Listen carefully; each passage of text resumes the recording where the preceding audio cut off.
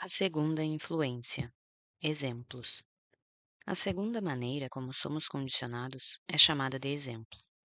Como se comportavam os seus pais ou responsáveis em questão de dinheiro quando você era criança? Eles cuidavam bem ou mal das finanças? Eram gastadores ou econômicos? Eram investidores perspicazes ou nunca investiam? Eram de arriscar ou conservadores? Vocês tinham dinheiro sempre ou só esporadicamente? O dinheiro afluía com facilidade à sua família ou era suado? Era fonte de felicidade ou motivo de ásperas discussões? Por que essa afirmação é importante? Você já deve ter ouvido a expressão macaco de imitação. Ora, nós, seres humanos, não ficamos muito atrás. Quando crianças, aprendemos quase tudo a partir dos exemplos que nos dão. Embora a maioria de nós odeie admitir o que vou dizer, há uma boa dose de verdade no velho ditado: a fruta não cai longe da árvore. Isso me lembra a história da mulher que estava preparando o pernil para o jantar, cortando as duas pontas dessa peça de carne. Sem entender, o marido lhe perguntou por que ela fazia isso. Ela respondeu: era assim que a minha mãe fazia.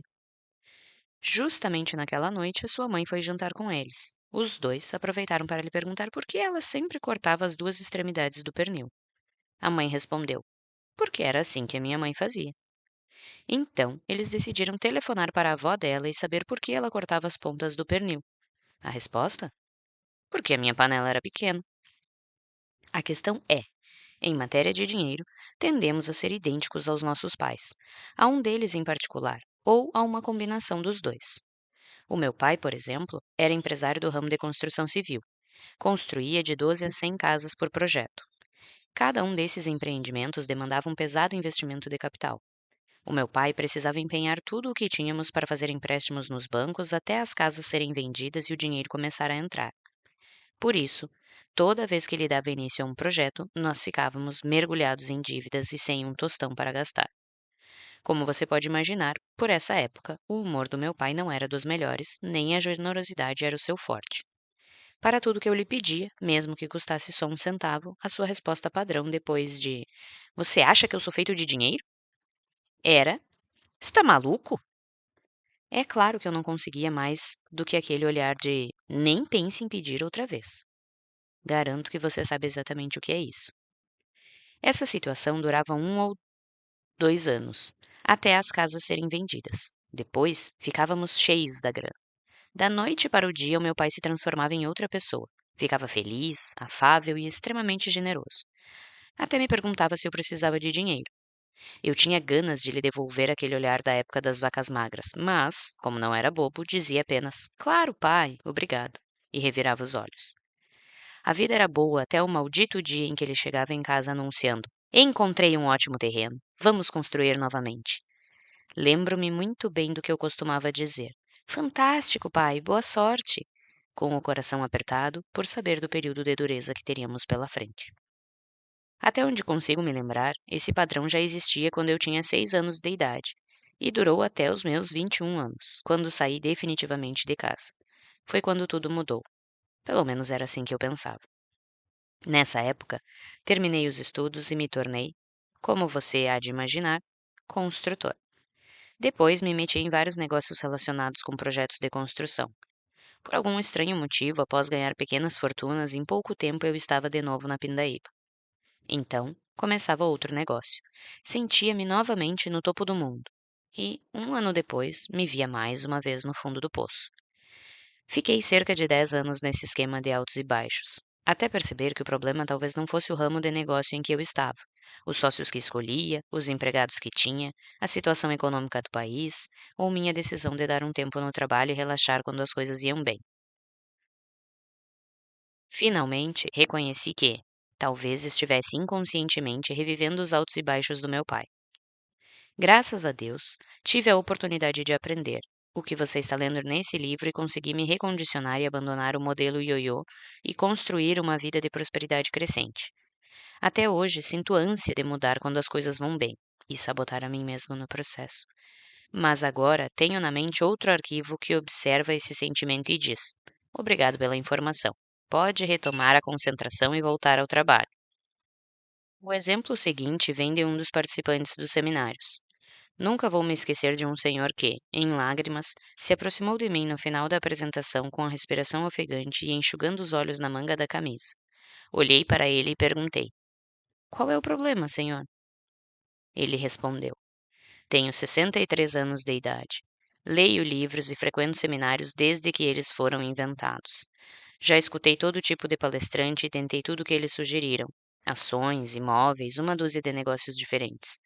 Voltei à universidade e obtive um MBA. Tenho 10 vezes mais conhecimento do que a média das pessoas e jamais alcancei o sucesso financeiro.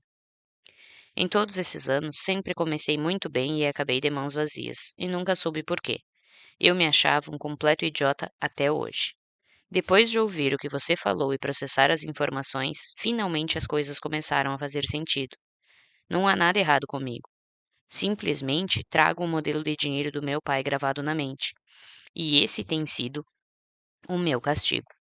O meu pai perdeu tudo o que possuía num negócio mal-sucedido. Todo dia ele saía de casa para procurar trabalho ou tentar vender alguma coisa e voltava sem nada. Ah, se eu tivesse aprendido sobre modelos e padrões de dinheiro há 40 anos. Quanta perda de tempo todo esse aprendizado e conhecimento. E começou a chorar convulsivamente.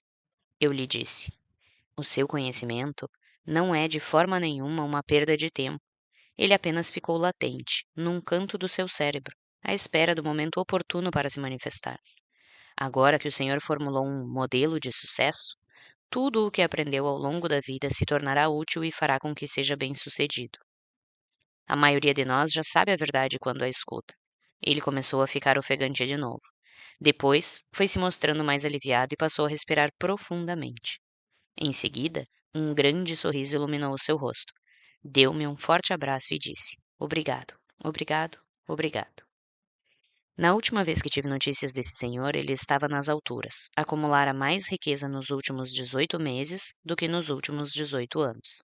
Para mim, isso é o máximo. Repito, mesmo que você tenha todo o conhecimento e toda a qualificação do mundo, se o seu modelo não estiver programado para o sucesso, você estará condenado financeiramente. Nos seminários, recebo muitas pessoas cujos pais lutaram na Segunda Guerra Mundial ou sofreram uma grande perda financeira. Elas sempre se espantam ao perceber como as experiências dos pais influenciaram as suas crenças e os seus hábitos a respeito do dinheiro. Algumas delas gastam feito loucas porque, como dizem, é muito fácil perder tudo, por isso o melhor é desfrutar o dinheiro enquanto é possível. Outras fazem o caminho inverso, guardam o que têm no cofre para os dias difíceis. Uma palavra de sabedoria. Poupar para os dias difíceis parece uma boa ideia, mas pode também criar grandes problemas. Um dos princípios que ensino nos cursos é o poder da intenção. Se você está juntando dinheiro para os dias difíceis, o que acabará conseguindo? Dias difíceis. Pare de fazer isso. Em vez de economizar para tempos ruins, concentre-se em guardar para os dias felizes ou para o dia em que você alcançar a sua liberdade financeira. Nesse caso, pela lei da intenção, é exatamente isso que obterá. Eu disse anteriormente que, em questões de dinheiro, a maioria das pessoas tende a se identificar com os pais, ou com um deles pelo menos. Mas há também o outro lado da moeda. Há quem acabe se tornando exatamente o oposto deles. Por que isso acontece? Será que as palavras raiva e rebeldia têm algo a ver com essa história? Em suma, tudo depende do quanto a pessoa se irritava com os pais. Infelizmente, quando somos crianças, não podemos dizer a eles: Mamãe, papai, sentem-se aqui. Quero discutir uma coisa com vocês. Não gosto da maneira como vocês lidam com o seu dinheiro. Por isso, quando for adulto, vou agir de um modo totalmente diferente. Espero que compreendam. Agora vão dormir, tenham bons sonhos. Não, as coisas definitivamente não acontecem assim. Pelo contrário, quando os nossos botões são apertados, geralmente tendemos a ficar furiosos e a reagir com uma atitude do tipo: Eu odeio vocês, jamais serei como vocês. Quando eu crescer, serei rico, terei tudo o que eu quero, gostem vocês ou não. Depois, vamos para o quarto, batemos a porta e começamos a socar o travesseiro ou o que estiver ao alcance da mão para extravasar a frustração. Muitas pessoas nascidas em famílias pobres sentem raiva e se rebelam. Em geral, elas vão à luta e enriquecem, ou têm, pelo menos, o impulso de enriquecer. Mas há um pequeno problema, que é, na verdade, um problemão. Mesmo que façam fortuna ou se matem de trabalhar na tentativa de alcançar o sucesso, elas não costumam ser felizes. Por quê? Porque as raízes da sua riqueza ou motivação para ganhar dinheiro são a raiva e o ressentimento. Consequentemente, dinheiro e raiva tornam-se entidades associadas na sua mente. Quanto mais dinheiro elas têm ou lutam para ter, mais enraivecidas ficam. Até o dia em que a sua consciência lhes diz: estou cansado de tanta raiva e de tanto estresse. Tudo que eu quero é paz e felicidade.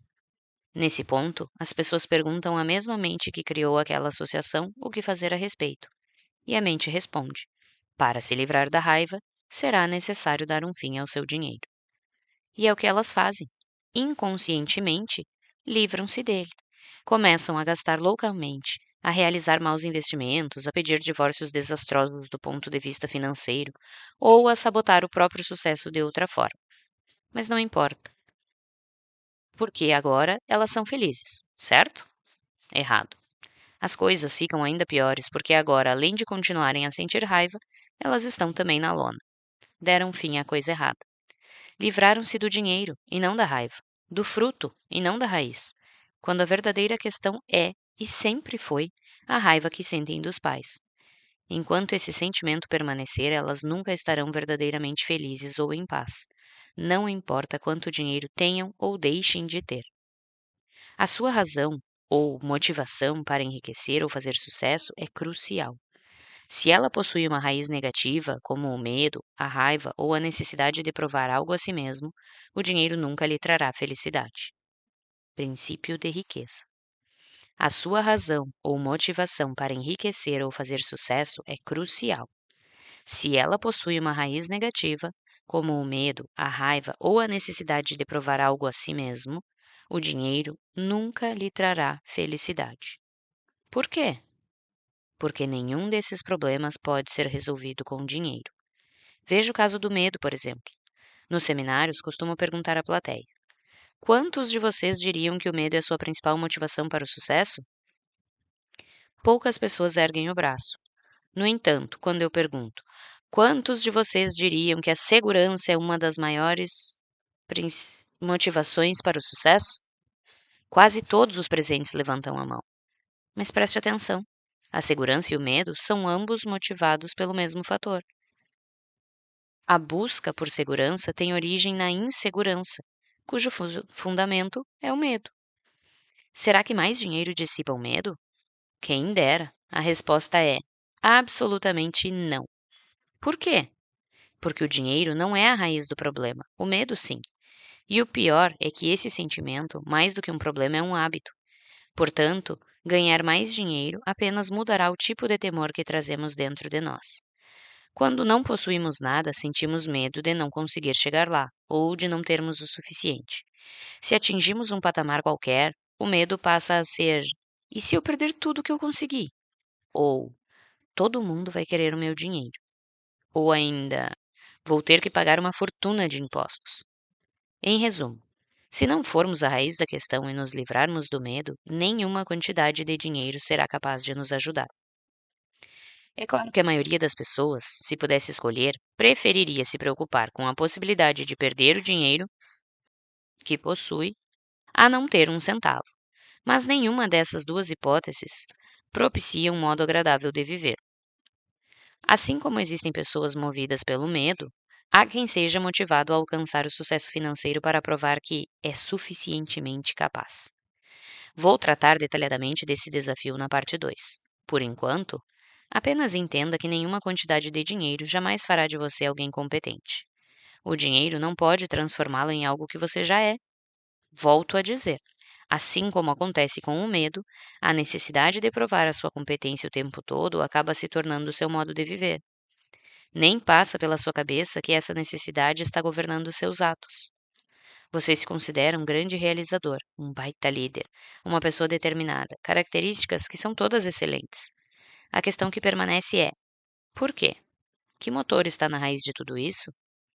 No caso dos indivíduos movidos pela necessidade constante de provar que são capazes, nenhuma quantidade de dinheiro consegue aliviar a dor daquela ferida interna, que faz com que, para eles, todas as coisas e todas as pessoas da sua vida não são o suficiente. Nem todo o dinheiro do mundo, nem qualquer outra coisa do gênero, será o bastante para quem não se sente capaz. Mais uma vez, está tudo dentro de você. Lembre-se, o seu mundo interior reflete o seu mundo exterior. Se você não se considera pleno, acabará confirmando essa crença e criando a realidade de que não tem o suficiente. Por outro lado, se você se sente uma pessoa plena, validará essa crença gerando abundância. Por quê? Porque a plenitude é a sua e ela se torna um modo natural de viver. Desvinculando a sua motivação para ganhar dinheiro da raiva, do medo e da necessidade de autoafirmação, você poderá estabelecer novas associações para prosperar financeiramente por meio do propósito, da contribuição e da alegria. Assim, nunca terá que se livrar do dinheiro para ser feliz. Ser rebelde ou ser o oposto dos seus pais na área financeira nem sempre é um problema. Ao contrário, se você é um rebelde, geralmente o caso do segundo filho, e a sua família tem hábitos negativos no que diz respeito ao dinheiro, é muito bom pensar e agir de forma oposta a ela nessa questão. Por outro lado, se os seus pais são bem-sucedidos e você está se voltando contra eles, pode estar a caminho de enfrentar sérias dificuldades financeiras. Em qualquer dos casos, o importante é reconhecer como o seu modo de ser se relaciona com um dos seus pais ou com ambos em matéria de dinheiro. Passos para a mudança. Exemplo: conscientização. Pense no modo de ser e nos hábitos dos seus pais em relação à riqueza e ao dinheiro. Liste por escrito em que aspectos você se considera igual a cada um deles ou o seu oposto. Entendimento. Escreva sobre o efeito que esse exemplo vem causando na sua vida financeira. Dissociação. Você compreende que esse modelo de ser é apenas o seu aprendizado passado e não quem você é? Consegue perceber que tem a opção de ser diferente agora? Declaração. O exemplo que tive a respeito do dinheiro era o modo de agir dos meus pais. A minha maneira de fazer as coisas nessa área sou eu que escolho. Agora diga: eu tenho uma mente milionária.